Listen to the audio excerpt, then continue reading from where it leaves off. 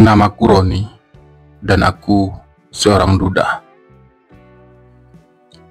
Aku lahir dan tumbuh besar di sebuah desa kecil yang berada cukup jauh dari perkotaan. Aku sekolah hanya sampai lulus SMP, dan setelah itu aku mulai bekerja serabutan di kampung. Ibuku meninggal pada saat aku masih berusia 5 tahun. Sejak saat itu, aku hanya dibesarkan oleh seorang ayah bersama seorang kakak laki-lakiku.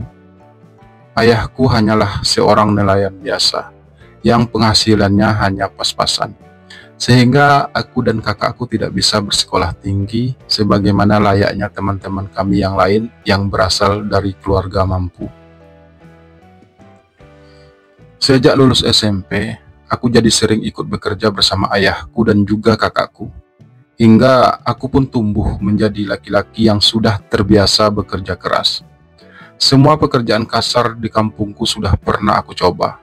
Mulai dari jadi nelayan, mencari rotan di hutan, jadi buruh angkut barang, hingga mencari kayu bakar. Desaku sendiri sebenarnya termasuk desa yang cukup berkembang. Selain menjadi nelayan, kebanyakan para warga di desa kami juga memiliki kebun karet ataupun kebun sawit. Tapi mereka yang memiliki kebun sawit atau kebun karet hanyalah mereka yang tergolong cukup mampu di desa kami. Karena untuk membuat kebun sawit dan kebun karet butuh biaya yang besar. Selain itu, kita juga harus punya warisan tanah yang luas. Sementara kami tidak memiliki warisan tanah apapun dan kami juga tidak punya cukup uang untuk modal membuat kebun sawit ataupun kebun karet. Untuk itulah kami harus bekerja keras agar tetap bisa bertahan hidup. Pada saat usiaku memasuki 22 tahun lebih, kakakku menderita penyakit yang cukup parah yang membuat ia akhirnya menghembuskan napas terakhirnya di usianya yang masih cukup muda. Sejak kematian kakakku, ayahku jadi banyak berubah. Ia jadi sering murung dan melamun sendiri. Ia seperti kehilangan semangat untuk hidup. Ia juga jadi cukup malas untuk bekerja. Kerjanya hanya melamun seorang diri hampir setiap hari. Hal itu jadi cukup berpengaruh padaku. Aku seperti kehilangan sosok ayah yang selama ini selalu berhasil menghiburku. Aku merasa rapuh, tak berdaya. Sejak kecil, aku sudah kehilangan kasih sayang seorang ibu. Setelah besar, aku kehilangan kakak satu-satunya yang aku punya. Dan sekarang, aku merasa ayahku tidak lagi bersamaku. Ayahku terlalu sibuk dengan dunianya sendiri. Dunia khayalnya yang aku sendiri tidak tahu itu apa. Hingga 2 tahun kemudian, ayahku pun pergi menyusul ibu dan kakakku. Ayahku meninggal karena serangan jantung. Dan tinggallah aku sendiri menjalani kehidupan yang berat ini. Aku semakin merasa rapuh. Aku kecewa pada kehidupan ini. Aku marah pada keadaan. Aku bahkan membenci semua takdir hidup yang harus aku jalani. Aku kehilangan semua orang yang aku sayang. Dan itu benar-benar membuat aku hampir putus asa. Hingga akhirnya, dalam kerapuhan hatiku, aku bertemu Wiwin, seorang gadis cantik yang juga berasal dari desa tempat aku tinggal. Meski sebenarnya kami sudah saling kenal sejak lama, tapi karena selama ini Wiwin bersekolah di kota, kami sangat jarang bertemu. Setelah lulus kuliah, Wiwin kembali ke desa, dan karena itu kami jadi sering bertemu. Entah mengapa, Wiwin sangat baik padaku. Ia begitu penuh perhatian, hingga aku merasa nyaman bersamanya. Aku seakan menemukan kembali semangat hidup yang meredup dalam diriku. Aku dan Wiwin akhirnya berpacaran. Ternyata selama ini Wiwin memang telah menaruh perhatian padaku sejak lama. Ia diam-diam telah mengagumiku sejak dulu. Dan aku tidak pernah menyadari hal tersebut. Hingga Wiwin cukup terang-terangan mengungkapkan perasaannya padaku. Aku pun menerima cinta Wiwin, karena hanya dia satu-satunya gadis yang mau menerima aku apa adanya. Meskipun sebenarnya Wiwin berasal dari keluarga yang serba berkecukupan, tapi ia tak malu meskipun harus berpacaran dengan laki-laki miskin dan yatim piatu sepertiku. Namun tentu saja, hubungan kami tidaklah mudah. Kedua orang tua Wiwin sangat menentang hubungan kami. Mereka jelas tidak setuju jika anak gadisnya harus menikah dengan laki-laki miskin, pengangguran, dan juga yatim piatu sepertiku. Namun, kekuatan cinta dan doa kami mampu meluluhkan semua tantangan tersebut. Berawal dari kami yang nekat untuk kabur dari kampung sebagai peringatan kepada orang tua Wiwin kalau hubungan kami sangatlah serius. Dan setelah bersusah payah, mereka pun akhirnya menemukan kami berdua, dan kami bersikeras hanya akan bersedia kembali ke kampung jika kami segera dinikahkan. Hal itu cukup melembutkan hati orang tua Wiwin, yang membuat mereka akhirnya setuju dengan hubungan kami. Aku dan Wiwin pun akhirnya menikah. Meski kedua orang tuanya tidak begitu menyukai pernikahan kami tersebut, tapi kami tidak terlalu peduli akan hal itu. Yang penting, kami bisa menyatu dalam sebuah ikatan pernikahan selamanya.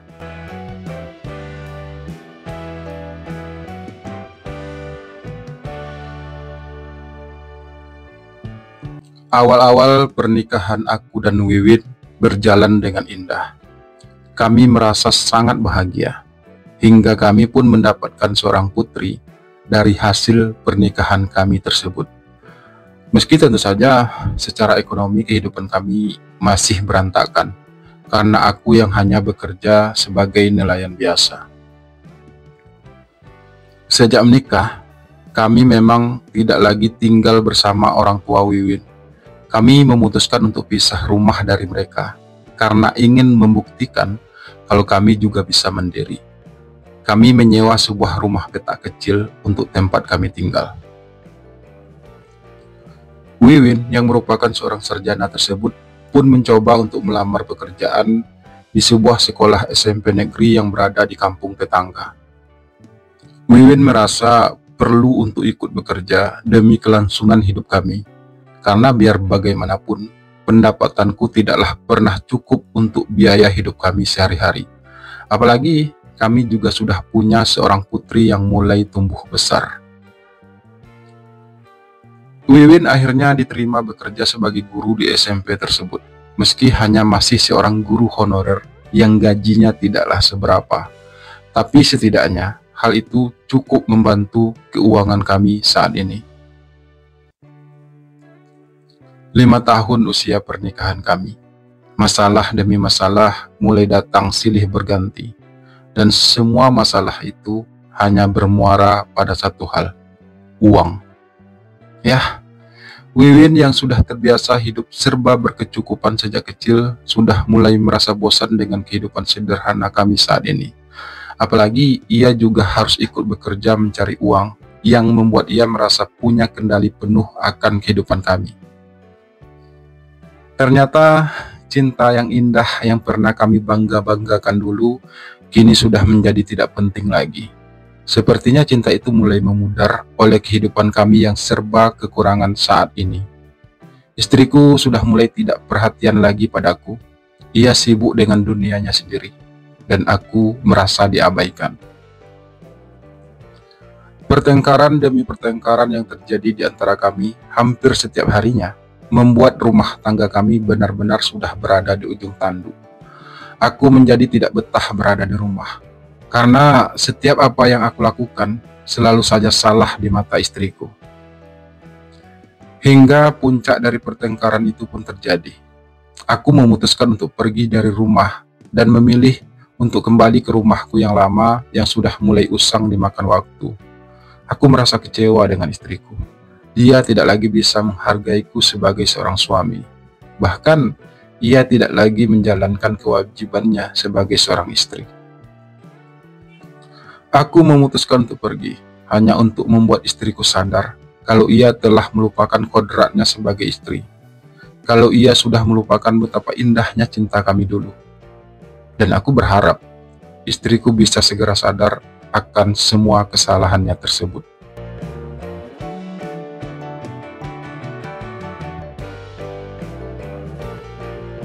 1 tahun kami berpisah. 1 tahun kami tidak lagi tinggal bersama. Aku masih sering datang untuk sekedar menemui anakku. Aku masih memberikannya uang belanja secukupnya. Karena biar bagaimanapun, anakku tetap akan menjadi tanggung jawabku. Hingga setelah lebih 1 tahun berpisah, istriku akhirnya mau menerimaku kembali untuk bisa hidup bersamanya lagi. Aku memang beberapa kali meminta kembali kepada istriku. Bukan karena aku menyesali keputusanku untuk pergi dari rumah, tapi itu semua demi anakku. Aku tidak ingin anakku tumbuh dalam kehancuran rumah tangga kami, hanya karena egoku. Aku memang harus mengalah dan mengabaikan semua keegoan istriku. Setidaknya demi anakku agar ia tidak kekurangan kasih sayang sama sekali. Karena sudah rujuk kembali, aku pun berusaha untuk menjadi suami dan ayah yang baik. Dan sepertinya istriku juga berusaha untuk hal tersebut.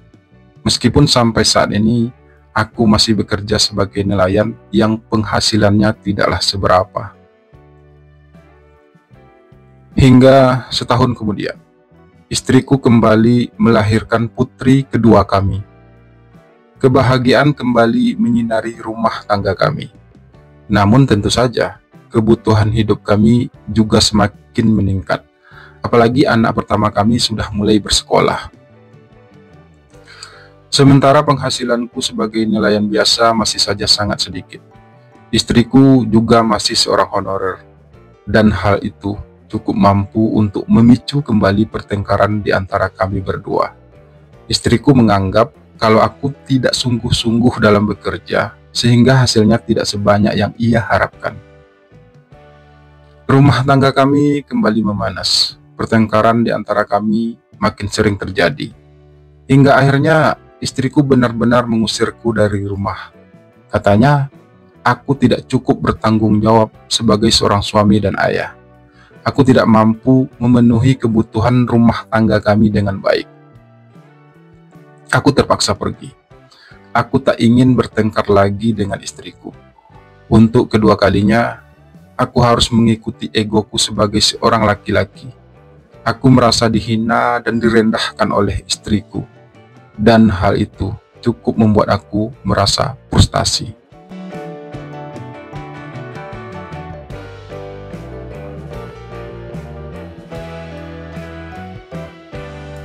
Pernah beberapa kali aku meminta maaf pada istriku dan berharap ia mau menerimaku lagi. Tapi sepertinya kali ini istriku sudah bulat dengan keputusannya berpisah dariku. Ia tak mau lagi menerimaku walau dengan alasan apapun.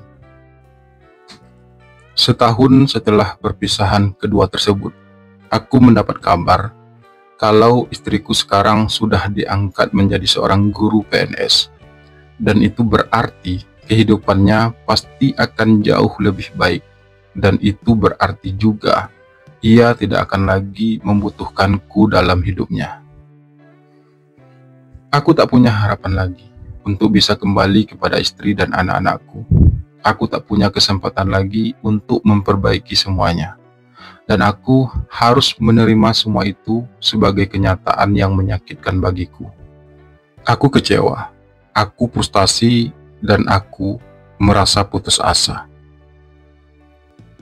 Dan hal itulah yang membuat aku akhirnya terjerumus dalam dunia kelam penuh dosa. Aku mulai salah pergaulan. Aku mulai mabuk-mabukan.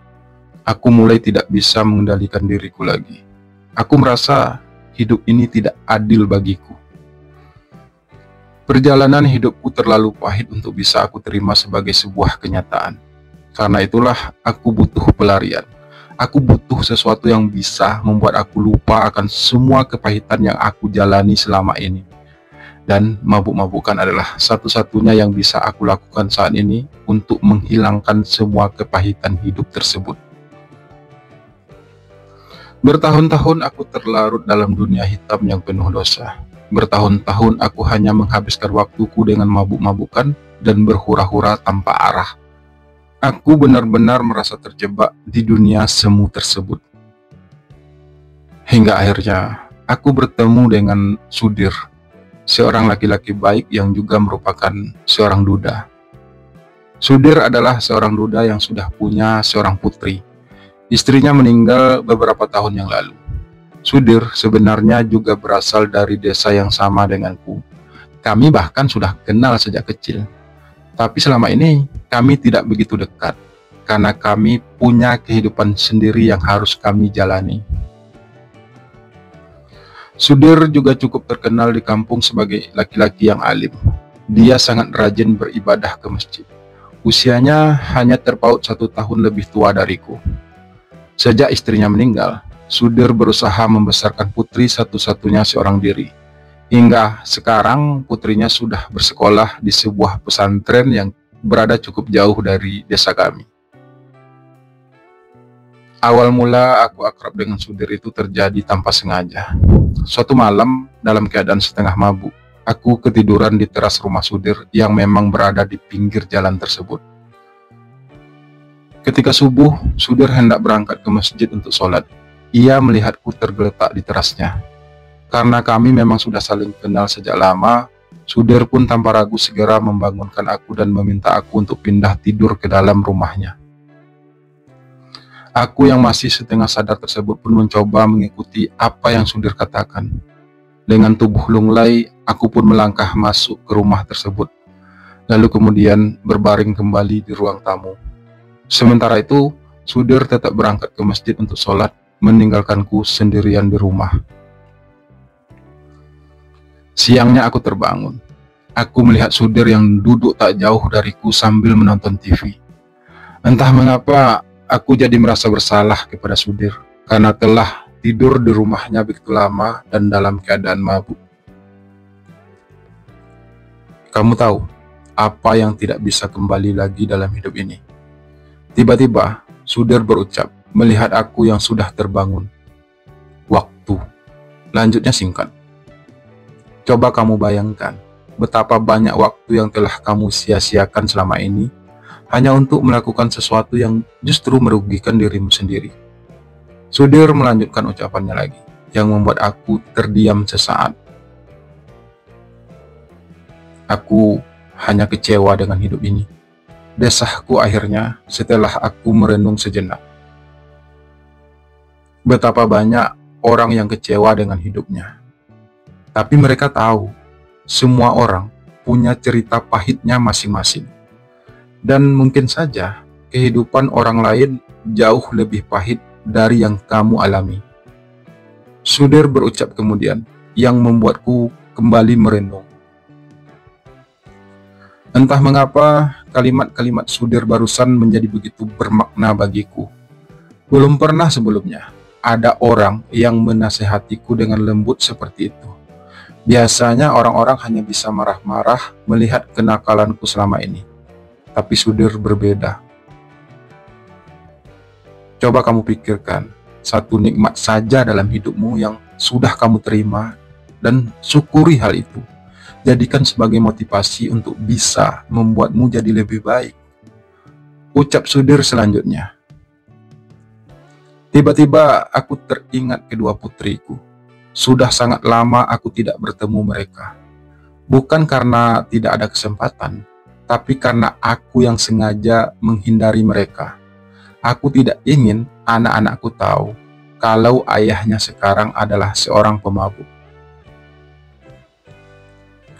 Betapa banyak orang yang ingin punya anak, tapi mereka tidak mendapatkannya. Betapa banyak orang sakit yang ingin sehat, tapi mereka tak berdaya dengan sakitnya. Dan kamu setidaknya masih punya kedua hal tersebut. Sudir berucap lagi. Lama aku termenung, memikirkan semua ucapan Sudir barusan. Kalimatnya begitu mengena di hatiku. Aku merasa terenyuh dan tersentuh. Aku bagai ditampar. Aku seakan terbangun dari mimpi yang begitu panjang. Aku bertanya pada diriku sendiri, sampai kapan aku akan seperti ini? Mungkin saja jika kamu berubah jadi lebih baik, istri dan anak-anakmu akan terbuka hatinya untuk menerimamu kembali. Tapi jika kamu tetap hidup seperti sekarang ini, jangankan istrimu, orang sekampung pun sudah mulai muak denganmu. Kali ini nada suara Sudir cukup tajam terdengar di telingaku. Tapi aku tetap terdiam. Aku tak berhak untuk membantah hal tersebut. Sudir sepenuhnya benar. Orang-orang kampung memang sudah tahu cerita kehidupanku. Hal-hal seperti itu memang akan cepat tersebar dan menjadi bahan gunjingan yang gurih untuk dibicarakan, terutama oleh para ibu-ibu di desa ini. Hampir semua orang di desa ini tahu akan kisahku, begitu juga Sudir. Meski mereka semua tidak tahu persis apa yang sebenarnya terjadi. Sebagian besar masyarakat desa justru menganggap akulah yang salah sepenuhnya dalam hal ini. Meski aku juga tidak memungkiri kalau aku memang bersalah, tapi aku tidak sepenuhnya bersalah. Aku tidak akan pergi dari rumah jika istriku tidak mengusirku. Aku tidak akan seperti ini jika istriku masih mau menerimaku kembali. Tapi percuma saja aku membela diri. Tidak akan ada orang yang percaya akan ceritaku. Semua orang sudah terlanjur menganggap kalau akulah tokoh penjahatnya dalam kisah ini. Apalagi sekarang, istriku sudah bahagia dengan kehidupan barunya. Meskipun ia masih memilih untuk tidak menikah lagi sampai saat ini. Mungkin Sudir benar. Jika aku bisa berubah menjadi lebih baik, istriku akan terbuka hatinya untuk bisa menerimaku lagi. Tapi itu semua butuh perjuangan dan pengorbanan yang tidak mudah. Dan bertemu Sudir adalah awal dari itu semua. Aku akan belajar banyak darinya, terutama tentang ibadah.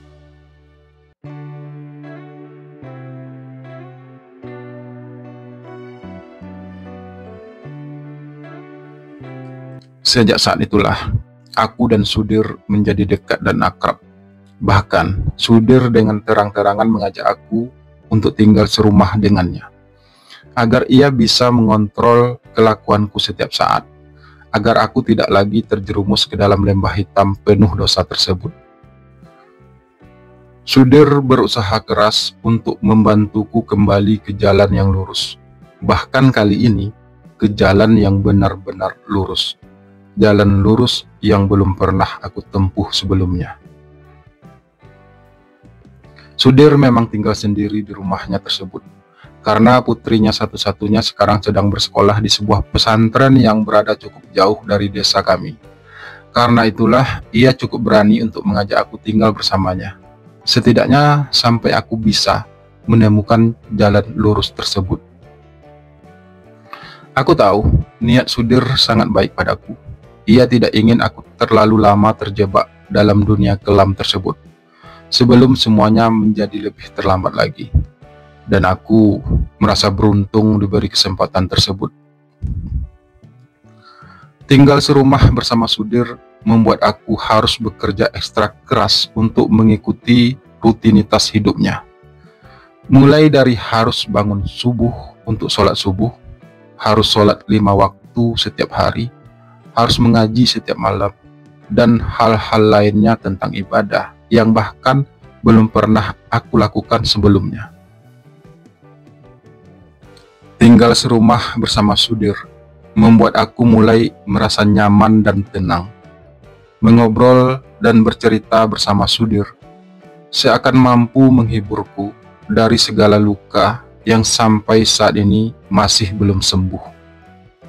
Sudir mampu menjadi penawar bagi hatiku yang tawar, dan aku mulai mengagumi sosoknya sebagai seorang laki-laki. Lalu, mampukah aku untuk menemukan jalan lurus tersebut? Atau sebaliknya, justru kami berdua yang akan terjerumus ke lembah yang berbeda dengan kehitaman yang sama?